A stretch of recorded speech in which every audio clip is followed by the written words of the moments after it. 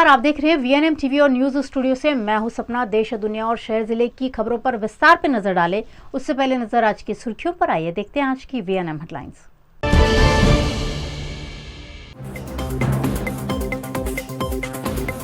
विदेश से आने वाले लोग भारत में फैला रहे हैं कोरोना, कई विदेशी संक्रमित।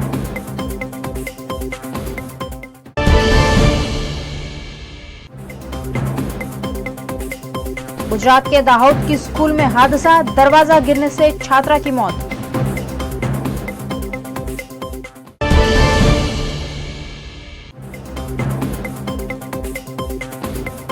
और वडोदरा में आधे अधूरे अटल ब्रिज का लोकार्पण, सुरक्षा पर उठे सवाल।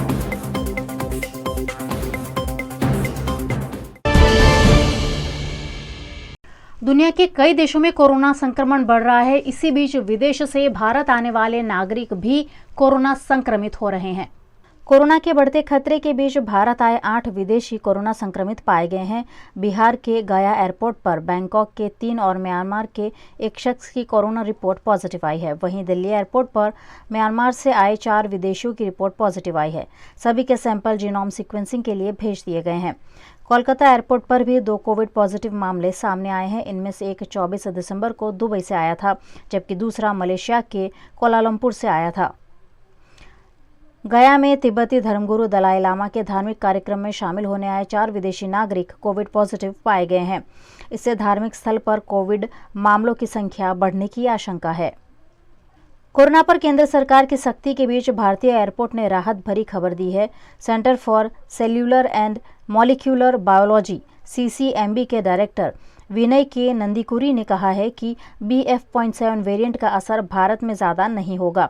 एक्सपर्ट्स के मुताबिक ज़्यादातर भारतीयों के पास अब हाइब्रिड इम्यूनिटी है। उन्होंने वैक्सीनेशन के जरिए इम्यूनिटी हासिल कर ली है। हालांकि उन्होंने मास्क लगाने समेत कोविड प्रोटोकॉल का पालन करने पर भी जोर दिया। गुजरात के दाहोद के रामपुरा की स्कूल में दरवाजा गिरने से घायल 8 साल की बच्ची की मौत हो गई है। गुजरात के दाहोद की रामपुरा की स्कूल में दरवाजा गिर जाने से एक बच्ची घायल हुई थी, जिसकी इलाज के दौरान मौत हो गई है। 8 साल की इस बच्ची को दरवाजा गिरने से गंभीर चोट पहुंची थी और इलाज के दौरान बच्ची की मौत से परिवार भी सदमे में आ गया है। इस मामले तालुका पुलिस ने दुर्घटना का मामला दर्ज कर जांच शुरू की है।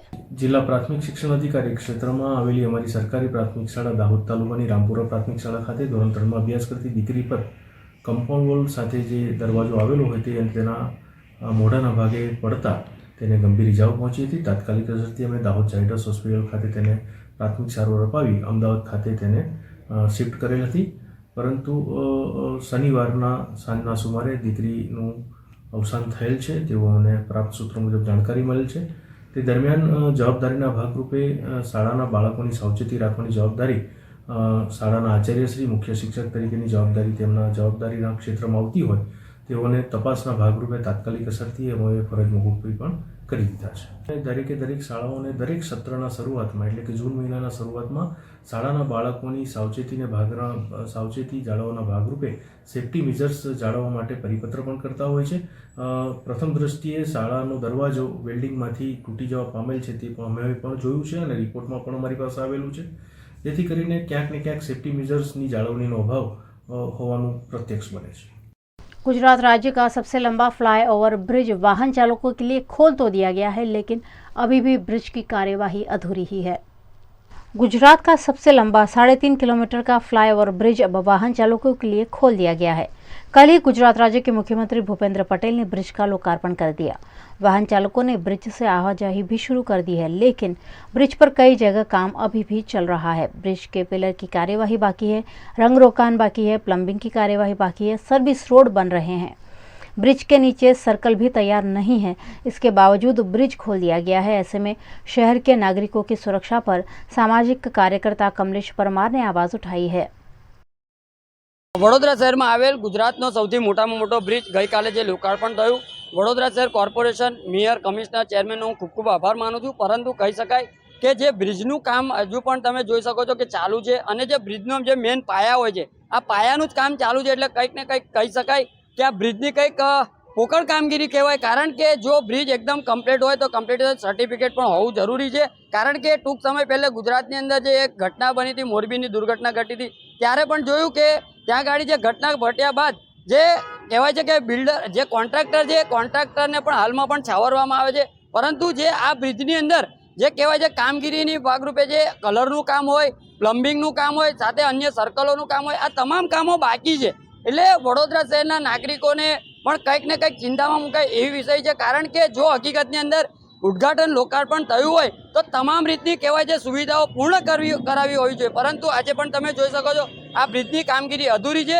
એટલે વડોદરા શહેરના મેયર, કમિશનર, ચેરમેનને અમારી વિનંતી છે કે જે પણ પ્લમ્બિંગનું કામ હોય, કલરનું કામ હોય, સાથે જે સર્કલોનું કામ હોય, જે પેઇન્ટિંગનું કામ હોય, આ તમામ કામો વહેલામાં વહેલી તકે પૂર્ણ કરે અને આવનારા દિવસોમાં આની આરટીઆઈ પણ કરવાના છે. કારણ કે જે કમ્પ્લીટ સર્ટિફિકેટ જો ન મળ્યું હોય તો આ બ્રિજનું લોકાર્પણ ન થઈ શકે. પરંતુ કહી શકાય કે હવે માનનીય મુખ્યમંત્રીશ્રીએ જે લોકાર્પણ કર્યું છે એટલે કંઈક ને કંઈક તમામ સર્ટિફિકેટો ચેક કર્યા બાદ જ લોકાર્પણ કર્યું હશે. એટલે આવનારા દિવસોમાં અમે આના જે બ્રિજ છે, બ્રિજ માટે કંઈક ને કંઈક કોર્પોરેશનનું ધ્યાન દોરવાનો અમારો એક પ્રયત્ન કરીશું. गुजरात के वडोदरा शहर में विश्वामित्री ब्रिज से गुजरती पाइपलाइन में आग लग जाने से दमकल विभाग को बुलाना पड़ा। वडोदरा के विश्वामित्री ब्रिज पर आज अचानक धुआं उठने से वहां से गुजरने वाले वाहन चालक सकते में आ गए। घटना की जानकारी फौरन दमकल विभाग को दी गई। दमकल विभाग ने मौके पर पहुंचकर मामले की जांच की, जिसमें विश्वामित्री ब्रिज पर इकट्ठा हुए कचरे में आग लगी होने की घटना उजागर हुई। दमकल दस्तों ने आग पर काबू पाया और बड़ी दुर्घटना को टाल दिया। हमने मेन कंट्रोल रूम से ऐसी वर्दी मिली के काला घोड़े के पास जो केबल जाता है, केबल में आग लगी है। इस बारे में हम इधर आए तो वो कचरे में आग थी और दूसरा कुछ है नहीं जानहानि। आग तो बड़ी थी पर अभी तो काबू में आ गई है, कोई जानहानि नहीं है। गुजरात के सूरत में एक हैरान कर देने वाली घटना सामने आई है, जिसमें शक्की पति ने अपनी पत्नी को HIV पॉजिटिव खून वाला इंजेक्शन लगा दिया। आपसी संबंध भी अब एक दूसरे के जानी दुश्मन बनने के किस्से देश भर में लगातार सामने आ रहे हैं। कुछ ऐसा ही एक बार फिर गुजरात के सूरत के रांदेर इलाके में उजागर हुआ है, जहां पत्नी पर अवैध संबंधों का शक रखकर पति ने HIV पॉजिटिव युवक के खून वाला इंजेक्शन पत्नी को लगा दिया। इंजेक्शन से बेहोश हुई पत्नी का अस्पताल में इलाज किया जा रहा है। मेरे हस्बैंड का 2 दिन पहले फ़ोन आया था, मुझे बोलने लगा कि मैं तुमसे मिलना चाहता हूँ, तुमसे वापस शादी करना चाहता हूँ, इसलिए सोच समझ के अपन कर लेते हैं वापस से, ऐसा बोल के बुलाया गया मेरे को। और मेरे को 2-3 घंटा अच्छे से रखा है उसने, और मुझे पता भी नहीं चलने दिया कि मेरे साथ क्या फ्रॉड करने वाला है। और मैं उसको मिली और यकीन करके गई, और फिर उसके बाद में मेरे से शाम के 7 बजे मेरे को उसने ये इंजेक्शन लगा दिया धोखे से, हक करने के चक्कर में। फिर मैं उसके बाद पुलिस स्टेशन गई। पुलिस स्टेशन में मैंने रिपोर्ट दर्ज कराई। पुलिस वाले मुझे हॉस्पिटल लेके आए, फिर रांदेर पुलिस स्टेशन। पुलिस वाले मुझे हॉस्पिटल लेके आए, मेरी ट्रीटमेंट चालू है, अभी मैं हॉस्पिटल में एडमिट हूँ और आगे देखते हैं क्या होता है। मैं यही चाहती हूँ सर कि जो इंजेक्शन मुझे उसने लगाया उसको भी वही लगना चाहिए, उसके साथ भी वैसा ही होना चाहिए जो उसने मेरे साथ किया। इस मामले रांदेर पुलिस ने आरोपी पति को गिरफ्तार कर कानूनी कार्यवाही की है। રાંદેરની અંદર એક 328, 270, 324 મુજબની ફરિયાદ દાખલ થઈ છે। એની અંદર જે આ કામના ફરિયાદી છે અમીરુબેન શેર અલી, એમને 15 વર્ષ પહેલાં પ્રેમ લગ્ન કર્યા હતા શંકરભાઈ કરીને એના હાથે। પછી એમને અત્યારે બે કંઈક ઘરકંકાસના કારણે એમના છૂટાછેડા થયા। ચારિત્ર અંગે શંકા હતી એ અંગેનું, અને 2 મહિના પહેલાં છૂટાછેડા। ત્યારબાદ એમને અત્યારે આ બનાવ બન્યો એ દિવસે આ બેનને પહેલાં ભાઈએ ફોન કર્યો કે ચાલ તને આપણે મળીએ, એમ છોકરાઓને મળાવીએ એમ કરી। 2 છોકરા બી છે આ લોકોની। એટલે એ લોકો ગયા, પછી આખો દિવસ ફર્યા સાથે, કંઈક શોપિંગ બી કરાવી, અને એના પછી સાંજના સમયે આ બેનને હાથે જબરજસ્તી કરી। પછી એને કંઈક એના હાથમાં કંઈક ઇન્જેક્શન જેવું હતું, એ છોકરી એ બેનને એને ઇન્જેક્શન મારી દીધું। એટલે એને થોડો દુખાવો થયો, એટલે એ પછી નાસી ગયો। પછી તપાસ કરતાં કંઈક ઇન્જેક્શન લાગ્યું છે, એટલે આપણે અત્યારે એને પકડી બી લાયા છે અને એના બેનની ફરિયાદ લઈ અને આ કામે તપાસ હજુ ચાલુ છે।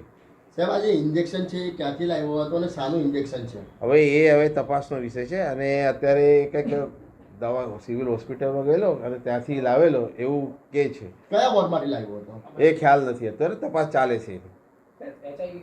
ના ના એવું કઈ હજુ કાગળ પર નથી આવ્યું. બરાબર, એ બધી ઇન્વેસ્ટિગેશન ચાલે છે અને FSI રિપોર્ટ થાય પછી જ બધું જાહેર થશે કે અત્યારે કેવું કઈ વધારે. VNM न्यूज में आप देख रहे हैं खबरें और फिलहाल वक्त हो चला एक छोटे से अंतराल का। भारत ले रहा है इलेक्ट्रिक अंगड़ाई। क्यों ना हम साथ चले, साथ चले, साथ बढ़े, साथ बढ़े, देश मेरे, देश मेरे, देश को ले जाए नई दिशा की ओर। आपका जॉय, भारत का जॉय।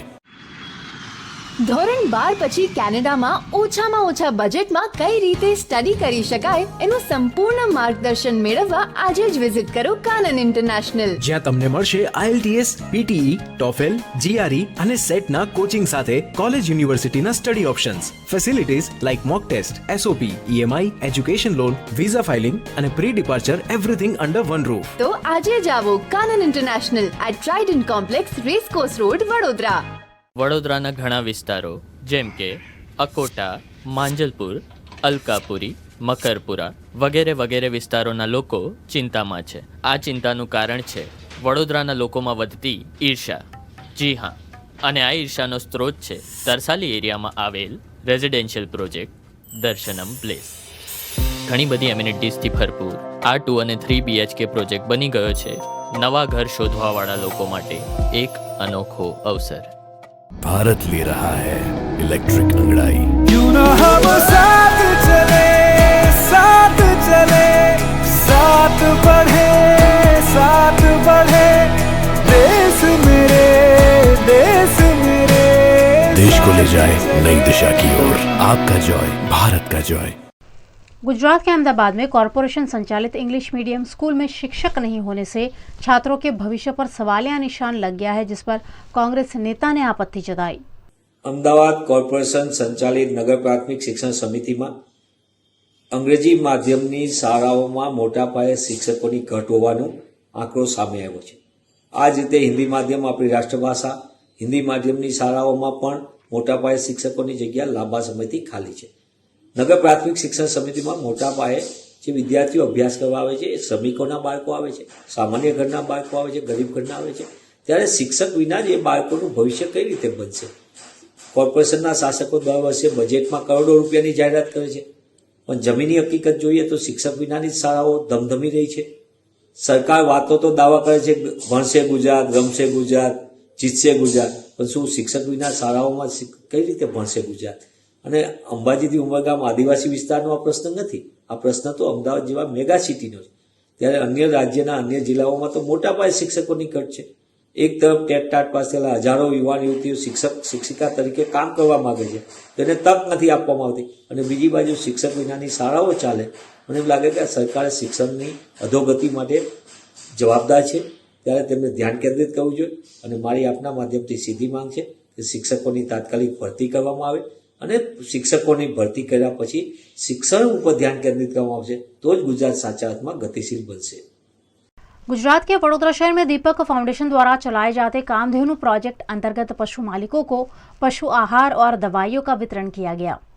गुजरात के वडोदरा में दीपक मेडिकल फाउंडेशन द्वारा विभिन्न सामाजिक गतिविधियों को अंजाम दिया जाता है। इसी के तहत चलाए जाते कामधेनु प्रोजेक्ट अंतर्गत 90% फीमेल काफ रेशियो से काफ़ी सफलता मिली है। दीपक मेडिकल फाउंडेशन द्वारा कामधेनु प्रोजेक्ट अंतर्गत 45 लाभार्थियों को 50 किलो पशु आहार, मिनरल मिक्स और डीवर्मिंग मेडिसिन दी गई। इस मौके पर दीपक मेडिकल फाउंडेशन के पद अधिकारियों की उपस्थिति रही।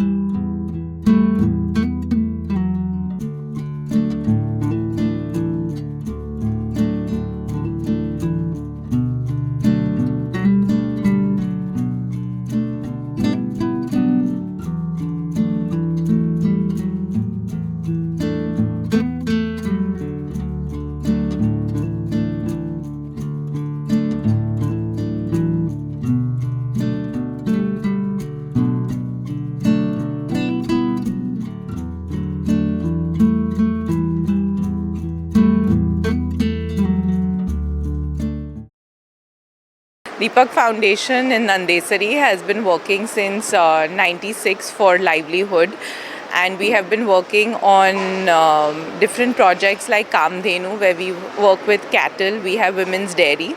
Currently we've also started a new project where we are working using technology developed by BIF to help insemination for calves, and this is our first calf rally which we've had, where we've had really good results for all of the people who've participated. આજનો આ જે કાર્યક્રમ છે એમાં જે sex semen પદ્ધતિથી જન્મેલા વાછરડી અને પાડી છે એનું આજે અહીંયા પ્રદર્શન જેવું છે અને એ લોકોને એમના બર્થ સર્ટિફિકેટ આપવાના છે. પહેલી વાર પશુઓને બી બર્થ સર્ટિફિકેટ આપીએ છીએ અને આ એક યુનિક પ્રયાસ એટલા માટે કર્યો છે કારણ કે આ પદ્ધતિથી જન્મેલા બહુ તંદુરસ્ત વાછરડી અને પાડી જન્મે છે અને એમનું દ્વારા દૂધ ઉત્પાદન વધે છે અને જેને લીધે અમારી મહિલા ડેરી સભ્યોને પ્રગતિ થાય અને એમની આજીવિકા વધે, એનો આ પ્રયાસ છે. कामधेनु प्रोग्राम के अंतर्गत हमने ये काफ रैली आज ऑर्गेनाइज़ किया है, जिसमें हमने 366 बेनिफिशियरी को कवर किया था और उसमें से 124 को काफ बॉर्न हुआ है और 113 जो हैं वो फीमेल काफ हुई हैं. तो the conception ratio has been very fine, that is 54% and 90% of has been seen as the female birth rate. Right, इस प्रोजेक्ट के साथ साथ हमने एनिमल हस्बेंड्री से रिलेटेड एक और प्रोजेक्ट यहाँ दीपक फाउंडेशन में चालू किया है, जो कि इंटीग्रेटेड एनिमल हेल्थ सेंटर है नंदेसरी के अंदर ही हमने वो चालू किया है, जो कि पशुपालकों के लिए है. इस प्रोजेक्ट के अंदर यहाँ पे 12 घंटा यहाँ पर एक डॉक्टर रहता है जो इन लोगों के लिए अवेलेबल रहता है. हेल्थ सर्विसेज के अलावा हम लोग इसमें डेयरी फार्मर्स को ट्रेन भी करने वाले हैं. अजोला कल्टीवेशन के ऊपर भी हम लोग जोर देने वाले हैं, जो कि दूध की गुणवत्ता को बहुत सुधारता है और इन पशुपालक के मदद के लिए ये प्रोग्राम है. गुजरात के वडोदरा के कम्युनिटी साइंस सेंटर में Nanubhai Amin award innovative science exhibition आयोजित किया गया.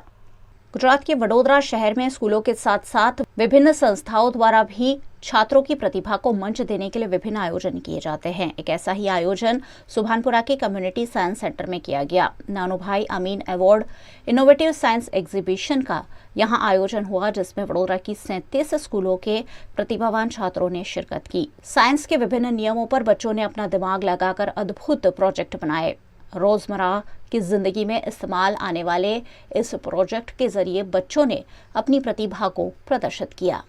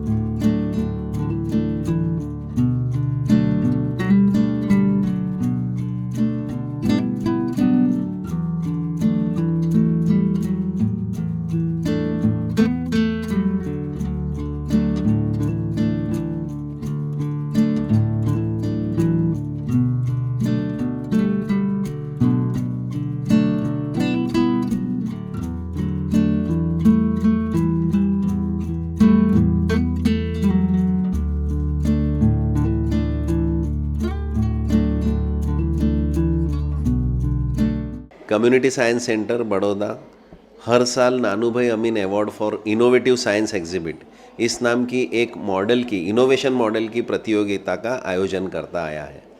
ये एक्टिविटी हमारी अभी 12 साल पुरानी हो गई है और हर साल हमने शुरू हुआ तब से लेकर कोविड का ऑफ कोर्स वो 2020 वाला साल में नहीं हो पाया था क्योंकि फ़िज़िकल वहाँ पे इंटरेक्शन कम था, लेकिन मॉडल लेकर बच्चे आते हैं और 30,000 रुपये के करीब टोटल 30,000 रुपया उसका प्राइज़ मनी है. तो हम लोग फर्स्ट सेकंड थर्ड प्राइज़ देते हैं, कभी कभार रनर्स अप को भी प्राइज़, लेकिन टोटल अमाउंट हम लोग डिस्ट्रीब्यूट करते हैं 30,000 रुपया. और हमारा आग्रह ये है कि बच्चे को ही हमको प्रमोशन देना है, इसलिए उनके अकाउंट में ही ये पैसे जाते हैं. तो खैर पैसे की एक बात इससे क्या होता है कि मोटिवेशन मिलता है। मतलब हमारा ये आग्रह इसीलिए है कि हम स्कूलों की एंट्री लेते हैं स्कूलों की ओर से, क्योंकि हमारा सर्कुलर तो स्कूलों में जाएगा, लेकिन बड़ौदा की सारी शालाओं के बच्चे यहाँ पे इनवाइटेड है, कोई भी आ सकता है और बहुत नॉमिनल फ़ीस उसकी है पार्टिसिपेशन की, उतने करने से बच्चा पार्टिसिपेट कर सकता है। इनोवेशन मॉडल वो जो दिखाएगा, हमारे इवैल्यूएशन उसका होगा और साइंस के हर किसी फील्ड को हमने ओपन रखा है उसमें, लेकिन प्रॉब्लम सॉल्विंग उस मॉडल से होनी चाहिए। मतलब जैसे हमारे डे टू डे लाइफ में जो प्रॉब्लम रहती है उसको आइडेंटिफाई करके हमने क्या उसको कैसे टैकल करना है, उस पोल्यूशन अगर होता है, हेल्थ रिलेटेड कोई इश्यू है, या हमारा कुछ भी डेली लाइफ में जो भी हमको इनोवेशन चाहिए, तो वो मॉडल ये बच्चे बना के लाते हैं। तो आज भी इसी कदर हम लोग ये इवैल्यूएशन का रखा है और हमारे 4 जजेस है उसमें, professor G D. Karadkar technology faculty MS university से, शीतल शिनखेड़े मैडम है जो MS यूनिवर्सिटी से है, फिर से पॉलिटेक्निक कॉलेज से, doctor Dharmendra Shah, he is from botany department science faculty MS university of Baroda, and doctor Jayendra Lakhmapurkar की जो डायरेक्टर है गुजरात इकोलॉजी सोसाइटी के। तो ऐसे लोग इसको इवेल्युएट करेंगे। हमारे पास करीबन 37 जितने वो टोटल प्रोजेक्ट आए हुए हैं और बच्चों ने काफ़ी अच्छी मेहनत की है, काफ़ी अच्छा इनोवेशन है, and they are explaining their projects, और उसमें से फिर इवैल्यूएशन होगा और बेस्ट प्राइजेस हम लोग फिर डिक्लेयर करेंगे। गुजरात के साबरकांठा के ईडरियागढ़ पर आने वाले सैलानी असामाजिक गतिविधियों के चलते असुरक्षित महसूस कर रहे हैं। गुजरात के साबरकांठा का पर्यटन स्थल ईडर देश विदेश में काफी प्रसिद्ध है। खूबसूरत ईडरगढ़ को देखने देश विदेश से हजारों की संख्या में लोग आते हैं, लेकिन यहाँ के सैलानियों को असामाजिक लोगों और गतिविधियों का डर सता रहा है। छुट्टियों में बड़ी संख्या में सैलानी यहाँ पहुँच रहे हैं, लेकिन असामाजिक लोगों का डर सता रहा है और ऐसे में यहाँ पुलिस सुरक्षा की मांग की जा रही है।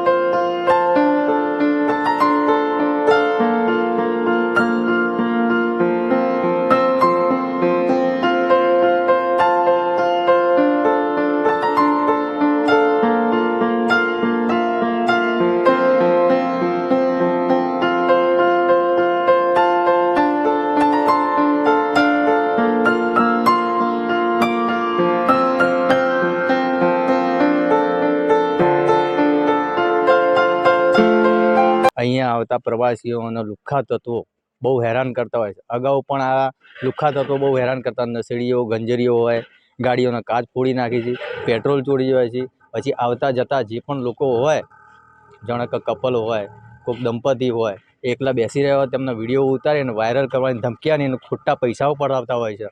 અને અમારી એવી માંગ છે કે ભાઈ આ જગ્યા ઉપર પોલીસ પોઈન્ટ મૂકવામાં આવે, અહીંયા અને ઉપર 2 પોલીસવાળા નીચે મૂકવામાં, 2 પોલીસવાળા ઉપર, અને સતત એનું પેટ્રોલિંગ થતું હોય તો કેટલાય અસામાજિક તત્વો અહીંયા તો પકડાય એવા છે। હવે ઈડરિયાગઢ ઉપર સૌથી પહેલાં તો વાત કરું તો એક તો ખનનના કારણે પબ્લિક ઓછી થઈ ગઈ છે આવવાની, અને બીજો આ ગુંડા તત્વો કહો કે અસામાજિક તત્વો કહો કે નશેડી ગંજેરી એવા લોકો ઈડરગઢ ઉપર આવતી બહારની પબ્લિકને સતાવવાના આ 1 મહિનામાં લગભગ 2 બનાવ બની ચૂક્યા છે। પહેલાં 2 વર્ષ પહેલાં ઉપર ચોકી હતી પોલીસની, એ ઉઠાઈ લીધી। અત્યારે ત્યાં ચોકીની ખાસ જરૂર છે ને એવરી એક કલાકે અહીં આગળ જો પોલીસ પેટ્રોલિંગ થાય તો અમારા હાથ મળે એવું છે। જો આ વધતું રહ્યું તો પ્રવાસીઓ બી ઘટી જશે અને ઈડરની ઇમ્પ્રેશન બી ઘટી જશે।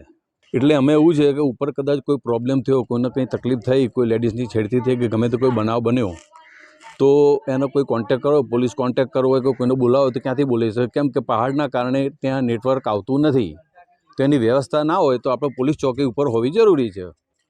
નહીંતર આ આપણી ધરોહરના જે જોવા માટે, દર્શન કરવા માટે મંદિરોમાં કે જે આ પ્રવાસી આવે છે એમને ઓછા થશે। આમ બી ખનનના કારણે ઓછા થયા છે અને અત્યારે વધારે ઓછા થશે। गुजरात के अहमदाबाद में मुख्यमंत्री भूपेंद्र पटेल ने भव्य कांकरिया कार्निवल का उद्घाटन करवाया, जो 25 से 31 दिसंबर तक चलेगा। गुजरात के अहमदाबाद के नागरिकों के मनोरंजन के लिए फिर एक बार गुजरात सरकार द्वारा भव्य कांकरिया कार्निवल का आयोजन किया गया है।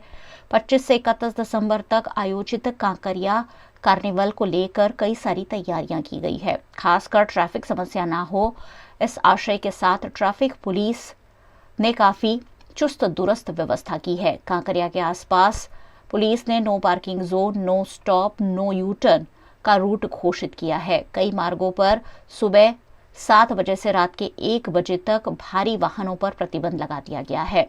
कार्निवल के दौरान कैमरों से पैनी नजर रखी जाएगी ताकि कोई भी अप्रिय घटना ना घटे। यहाँ मेडिकल समेत की टीम भी तैनात कर दी गई है। सीसीटीवी कैमरों से कांकरिया कार्निवल की निगरानी हो रही है, जिसका कंट्रोल रूम भी बनाया गया है।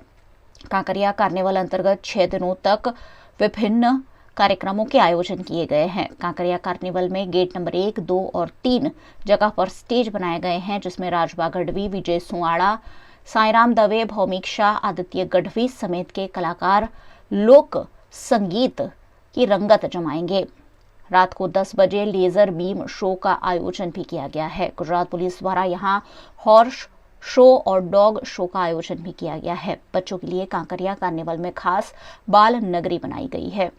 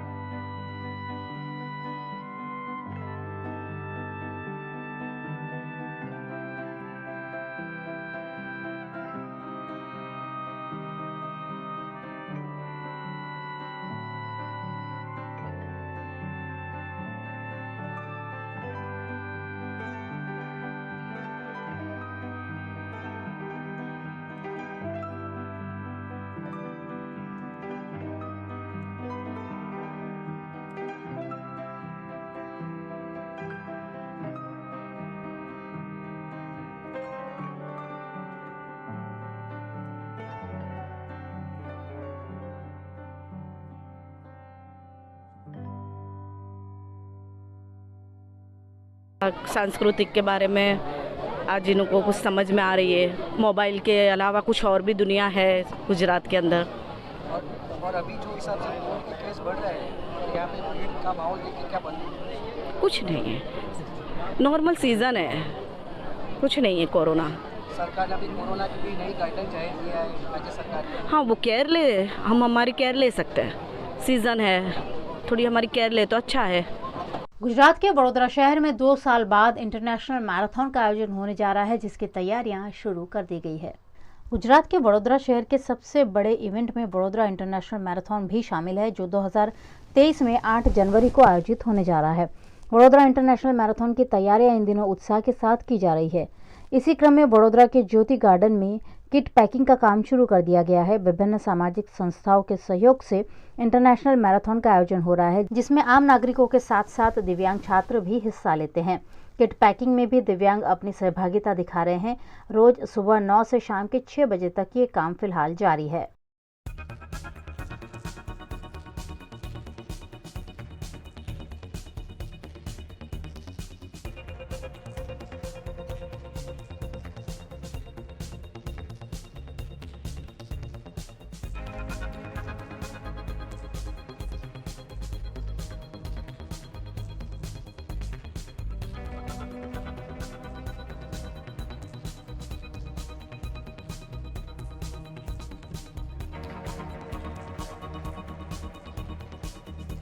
हमारे दिव्यांग बालक, जैसे सब लोग बोलते हैं कि नहीं वो कुछ नहीं कर सकते, लेकिन वो यहाँ 9 to 5 बैठ के किट पैकिंग करते हैं विदाउट किसी को डिस्टर्ब किए बिना।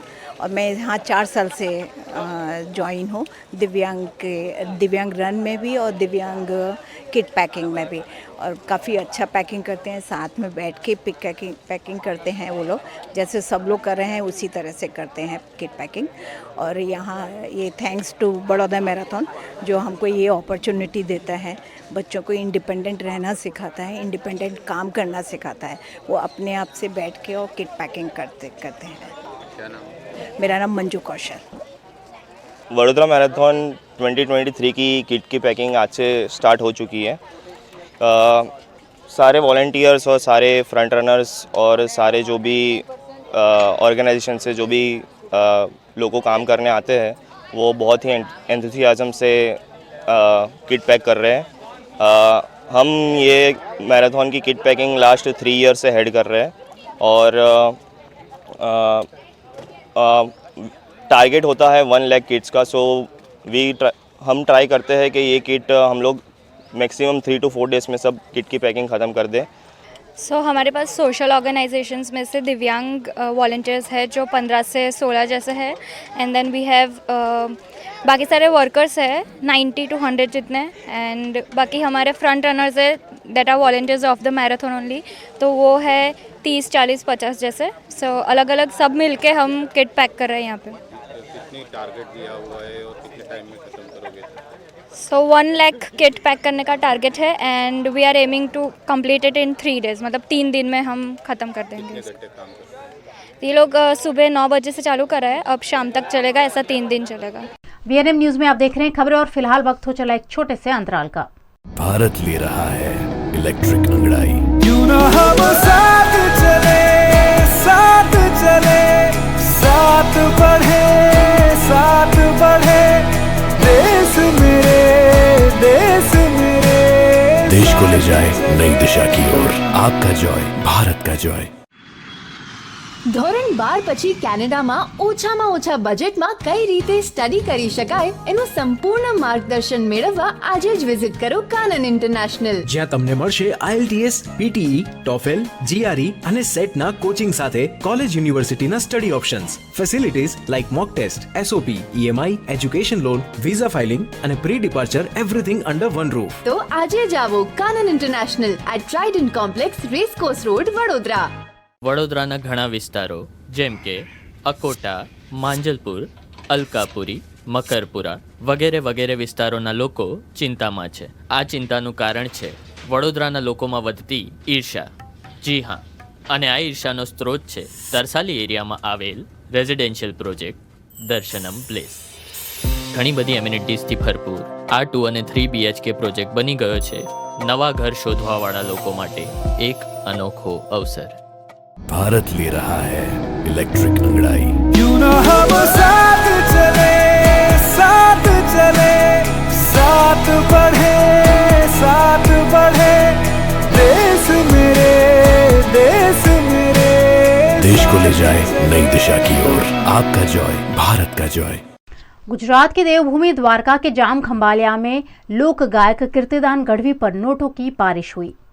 गुजरात में लोक गायकों को काफ़ी पसंद किया जाता है और जब भी लोक गायकों का कार्यक्रम आयोजित होता है सैकड़ों की संख्या में लोग उसका आनंद लेते हैं। गुजरात की देवभूमि द्वारका के जाम खंभालिया में सोनल बीच के मौके पर प्रसिद्ध लोक कलाकार कीर्तिदान गढ़वी और विजय गढ़वी के डायरे का आयोजन किया गया, जिसमें लोगों ने उन पर फिर एक बार नोटों की बरसात की। हजारों की संख्या में उपस्थित लोगों ने लोक गीतों का आनंद लिया और जमकर नोट भी उड़ाई। गुजरात के प्रसिद्ध पर्यटन स्थल पावागढ़ में फिर एक बार भव्य पंच महोत्सव आयोजित किया गया है, जिसमें सैलानियों के मनोरंजन की खास व्यवस्था की गई है। गुजरात के पंचमहाल जिला में चांपानेर पावागढ़ ऐतिहासिक महत्व वाला पर्यटन स्थल है, जिसे यूनेस्को द्वारा वर्ल्ड हेरिटेज साइट के रूप में घोषित किया गया है। इस ऐतिहासिक पर्यटन स्थल पर पर्यटन के विकास की भरपूर संभावनाओं को देखते हुए पर्यटन स्थल के योग्य प्रचार प्रसार के लिए और पावागढ़ को राष्ट्रीय अंतर्राष्ट्रीय स्तर पर प्रसिद्धि दिलाने के लिए 2015 से गुजरात सरकार द्वारा यहाँ पंच महोत्सव का आयोजन किया जाता है। कोरोना के चलते कुछ साल ये आयोजन संभव नहीं हो पाया, लेकिन 2022 में गुजरात के मुख्यमंत्री भूपेंद्र पटेल के हाथों पंच महोत्सव का उद्घाटन किया गया। इस पंच महोत्सव के लिए प्रवासन विभाग और जिला प्रशासन द्वारा सभी तरह की तैयारियों को पूरा कर लिया गया है। यहाँ क्राफ्ट बाजार, फूड बाजार समेत के कई आयोजन किए गए हैं। साथ ही यहाँ कलाकारों द्वारा प्रस्तुतियां भी दी जा रही है। गुजरात के प्रसिद्ध लोक गायक आदित्य गढ़वी द्वारा यहाँ लोक गीतों की रंगत जमाई गई, जिसमें सैकड़ों की संख्या में लोग उपस्थित रहे। पर्यटन विभाग द्वारा बनाई गई फिल्म खुशबू गुजरात की का LED पर यहाँ निदर्शन भी किया गया। इस मौके पर जिला पंचायत अध्यक्ष कामिनी सोलंकी, मोरवा हड़फ विधायक निमिषा सुथार, हालोल विधायक जयद्रथ सिंह परमार, जिला कलेक्टर सुजल मयात्रा समेत के अग्रणी भी उपस्थित रहे। गुजरात के अहमदाबाद में फेसबुक पर दोस्ती कर महिला से लाखों रुपए ऐंठने वाला नाइजीरियाई आरोपी पुलिस के हत्थे चढ़ गया है। एक महिला द्वारा फरियाद કરવામાં આવી હતી કે એમને ફેસબુક ઉપર રિક્વેસ્ટ આવી હતી અનનોન ID ઉપરથી, જે આઈડીનું નામ છે એન્ડ્રેસ માર્ટિનિસના નામથી, અને એમની જોડે ધીમે ધીમે વાતચીત થવા માંડી પછી એના પછી એ લોકોએ ફાઇનાન્શિયલ ટ્રાન્ઝેક્શન કરવા માંડ્યા એકબીજા જોડે। એટલે મહિલાને છેતરીને એ સમયે એપ્રોક્સિમેટલી 34 લાખ રૂપિયાનો ફ્રોડ કર્યો છે। આમણે એવું કીધું કે આપણે ફ્રેન્ડશિપ કરીએ અને એના ઉપર તમે મને પૈસા મોકલો, હું તમને ત્યાંથી ડોલર્સ મોકલીશ અને જેની વેલ્યુ જે પૈસા તમે મોકલો છો એના કરતાં વધારે હશે એવી ખાતરી આપી, એમને બાંયધરી આપી।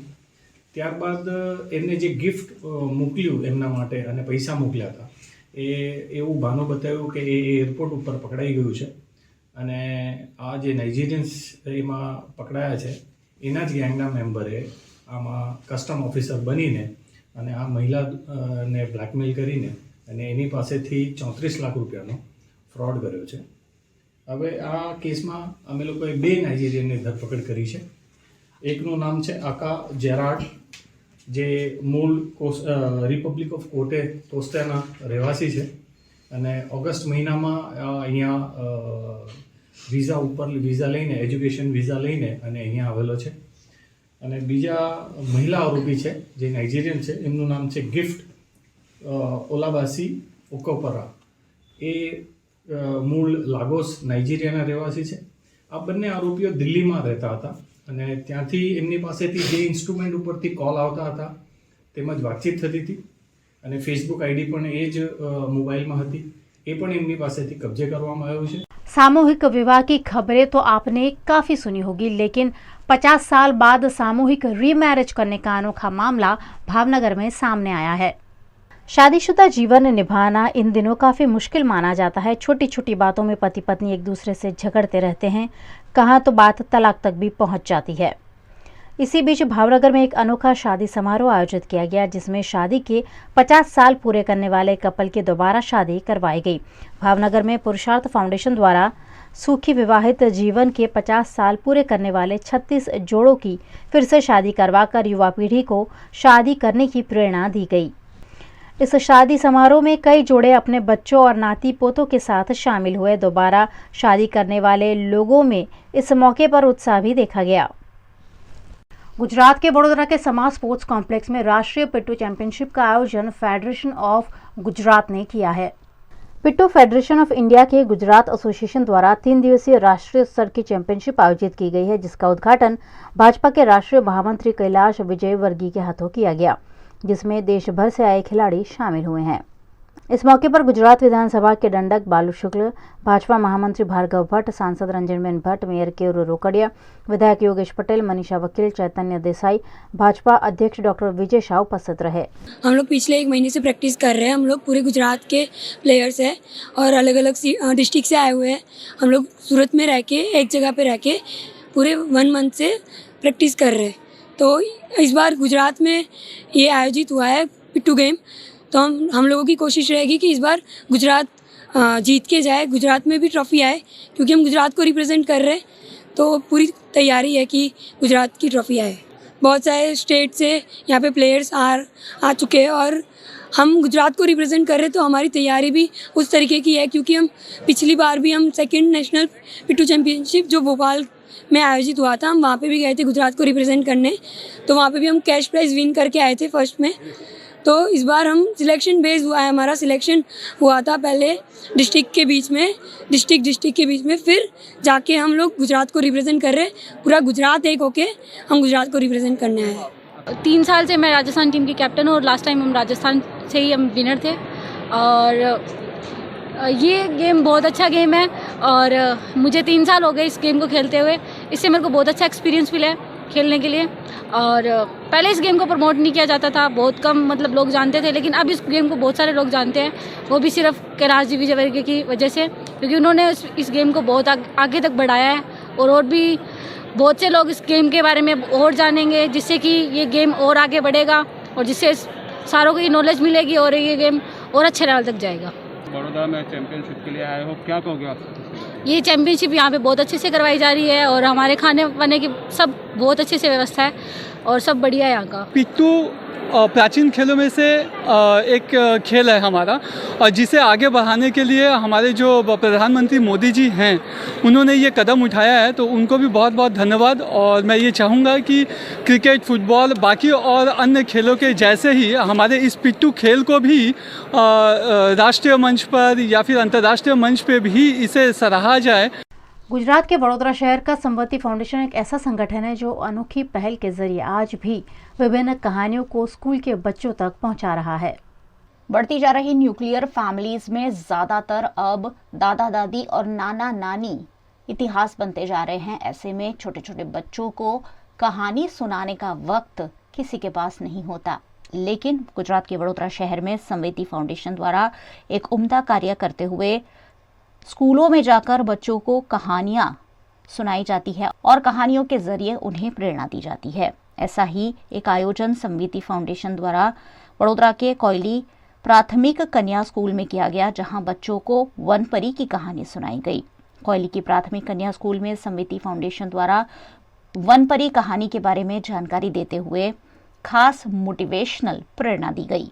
आज ये संवेती फाउंडेशन की तरफ से ये सब लोग हमारी शाला में आए, हमारे बच्चों से बातें की, उनको एक अच्छा महसूस करवाया और कहानी के जरिए वो बच्चों को बहुत अच्छी बातें सिखा रहे हैं। ये भी सिखा रहे हैं कि story telling is a power. Story telling के साथ साथ आप इन सारी चीज़ों को बच्चों में डाल सकते हो, बच्चों को सिखा सकते हो और उसके साथ मोरल तो दे ही सकते हो। तो समृद्धि फाउंडेशन और नेत्रा मैडम बहुत अच्छा काम कर रही है। वो हमारे स्कूल में आए, हमारे स्कूल को सिलेक्ट किया, इसलिए मैं उनको शुक्रिया अदा करता हूँ। ये कोयली कन्या प्राइमरी स्कूल है और यहाँ संवेती फाउंडेशन की ओर से बच्चों के साथ बातचीत होती है, कहानी कही जाती है।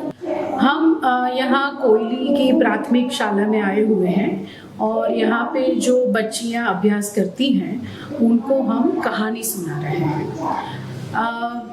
मैंने जब उनको पूछा कि आपको कोई कहानी सुनाता है तो उन्होंने कहा नहीं, तो हमने कहा हम आपको कहानी सुनाएंगे। और संवेती के जो मुहिम है शेयरिंग स्टोरी, उसको लेके हम आए हैं। हमारे साथ हमारे साहित्य मित्र हैं, पूरी टीम है और हम ये बच्चियों को कहानी सुना के उनको हमारा जो साहित्य है और साहित्य में जो बच्चों के लिए जो कहानियाँ हैं उनसे अवगत करने की एक कोशिश कर रहे हैं। आज हम जो कहानी लेके आए हैं उस कहानी में एक परी की कथा है और वो परी की कथा के माध्यम से हम उनकी जो कल्पना शक्ति है और उनकी जो भावना शक्ति है उसको प्रज्वलित करने की कोशिश कर रहे हैं। और तकरीबन 100 के आसपास बच्चियां हैं जो ये कहानी के सत्र का आनंद ले रही हैं और हमारे साहित्य मित्र जो हैं वो उन्हें भाषा के माध्यम से, शब्दों के माध्यम से ये अनुभव दे रहे हैं जिसमें वे खुद ऐसा महसूस करते हैं कि या तो मैं वो परी हूँ और सब कुछ कर रही हूँ, या तो मैं वो परी की दोस्त रूपा हूँ जो सब कुछ कर रही हूँ। और इस तरह से उनकी जो अनुभव सृष्टि है उसको हम एक विस्तारित करने की प्रक्रिया में जुड़े हुए हैं। गुजरात के अहमदाबाद में क्राइम ब्रांच की एसओजी टीम को लाखों रुपए के 22 ग्राम 600 मिलीग्राम मेफेड्रॉन के साथ एक आरोपी को पकड़ने में सफलता मिली है। हमारी एसओजी की एक टीम को इंफॉर्मेशन मिला था, उस हिसाब से हम वॉच में थे, हमारी टीम वॉच में थी। उस दरमियान फिरोज खान करके एक आदमी है, उसको हमने चेक किया तो उसके पास से ये ड्रग्स बरामद हुआ है और वो ड्रग्स एनडीपीएस एक्ट के हिसाब से उनके खिलाफ कार्यवाही करके गुना दाखिल किया है और जो गुना का इन्वेस्टिगेशन है वो पीएसआई ठाकुर को दिया। जो आरोपी जिसको हमने पकड़ा है वो खुद कंज्यूम करता है ड्रग्स, तो वो जो खर्च है उसका कंजम्पशन का वो निकालने के लिए 4-5 उनके जो फ्रेंड्स हैं उनको देता था और उनमें से अपना खर्चा निकालता था। गुजरात के पालनपुर से चुने गए नवनियुक्त विधायक अनिकेत ठाकर का पत्रकार वेलफेयर ट्रस्ट द्वारा सम्मान समारोह आयोजित किया गया। गुजरात के पालनपुर में भारतीय जनता पार्टी के अनिकेत ठाकर विधानसभा चुनाव में जीत कर आए हैं। अनिकेत ठाकर का पालनपुर के प्रिंट और इलेक्ट्रॉनिक मीडिया के फील्ड पत्रकारों के संगठन पत्रकार वेलफेयर ट्रस्ट द्वारा सम्मान समारोह आयोजित किया गया। इस मौके पर अनिकेत ठाकर ने देश के सर्वांगी विकास के लिए पत्रकारों की भूमिका को अहम बताया। गुजरात के वडोदरा के पेलवाई के बैठक मंदिर में आयोजित रंगारंग कार्यक्रम में केंद्रीय गृह मंत्री, गुजरात के मुख्यमंत्री और बीसीसीआई सेक्रेटरी उपस्थित रहे। गुजरात के वडोदरा के पिलवाई में वैष्णवाचार्य डॉक्टर वागीश कुमार महाराज के सानिध्य में गोवर्धन नाथ मंदिर के नवीनीकरण के शिलान्यास के मौके पर रंगारंग कार्यक्रम का आयोजन किया गया, जिसमें केंद्रीय गृह मंत्री अमित शाह, गुजरात के मुख्यमंत्री भूपेंद्र पटेल, बीसीसीआई सेक्रेटरी जय शाह मुख्य मेहमान के रूप में उपस्थित रहे। अमित शाह और भूपेंद्र पटेल ने गोवर्धन नाथ मंदिर में वागीश कुमार महाराज के साथ हिंदू संस्कृति और आध्यात्मिक मामलों पर चर्चा की। इस मौके पर वागीश कुमार द्वारा सभी का शॉल ओढ़ाकर सम्मान किया गया। इस अवसर पर रंगारंग कार्यक्रम भी आयोजित किया गया। बड़ी संख्या में वैष्णव संप्रदाय के लोग इस कार्यक्रम में शामिल हुए। गुजरात के वडोदरा शहर में वर्ल्ड हीलिंग सोसाइटी फाउंडेशन के हीलर्स ने क्रिसमस पर अपना तीसरा रिफ्लेक्टिव बेल्ट ड्राइव आयोजित किया।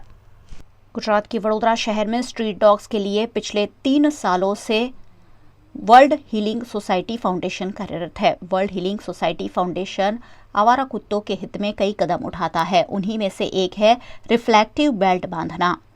World healing society Christmas foundation के हीलर्स द्वारा क्रिसमस पर फिर एक बार रिफ्लेक्टिव बेल्ट ड्राइव आयोजित किया गया, जिसमें 100 जितने रिफ्लेक्टिव बेल्ट कुत्तों को बांधे गए। रात में अंधेरे के दौरान वाहन चालकों को कुत्तों को देखने में आसानी हो और सड़क हादसों में कुत्तों की मौत को रोका जा सके, इस आशय के साथ वर्ल्ड हीलिंग सोसाइटी फाउंडेशन द्वारा इस कार्यवाही को अंजाम दिया गया। वर्ल्ड हीलिंग सोसाइटी फाउंडेशन पिछले 3 सालों से इस नोबेल अभियान को चला रहा है। गुजरात के देवभूमि द्वारका में यात्रियों को लेकर लौट रही नाव समंदर के कम पानी की वजह से अटक गई, जिसमें कई यात्री फंस गए। देवभूमि द्वारका में सैलानियों की आवाजाही लगातार जारी रहती है। इसी बीच समंदर में कम पानी होने की वजह से यात्रियों को लेकर लौट रही नाव रेत के बीच फंस गई, जिससे नाव में सवार यात्री सकते में आ गए। आनन फानन में पुलिस की पेट्रोलिंग बोट की सहायता ली गई। पुलिस की पेट्रोलिंग बोट में मौजूद डीवाईएसपी समीर सारड़ा और पीएसआई देव वांझा ने अपनी पहचान से अन्य बोट बुलाकर सभी यात्रियों को स्थानांतरित कर सुरक्षित रूप से किनारे पहुंचाया और नाव को भी धक्का देकर मिट्टी से बाहर निकाला। मैं आ बाजू नदियों पार करता था बोट में, बरोबर પછી અમને લાગ્યું કે ઓર બોટમાં વધારે સંખ્યા બેસાડવામાં આવી, જે જારા કરતાં વધારે બોટવાળાને કીધું કે તું બીજી બોટ બોલાય ટ્રાન્સફર કર। છોકરાઓ નાના હતા, છોકરાઓ રોવા માંડ્યા તરત पुलिसने कॉल करने की तैयारी करता था। तरत पुलिसने तमे जोया તમારી બોટ आई, तरत जोड़ा नाख्या, पाछी धक्को मार्यो तमे। पुलिसने आ मदद करीने बदल खूब खूब धन्यवाद, आभार। गुजरात के सुरेंद्रनगर जिला में कोरोना से निपटने एहतियात बरतने के भाग स्वरूप समीक्षा बैठक का आयोजन इंचार्ज जिला कलेक्टर पीएन मकवाना की अध्यक्षता में किया गया।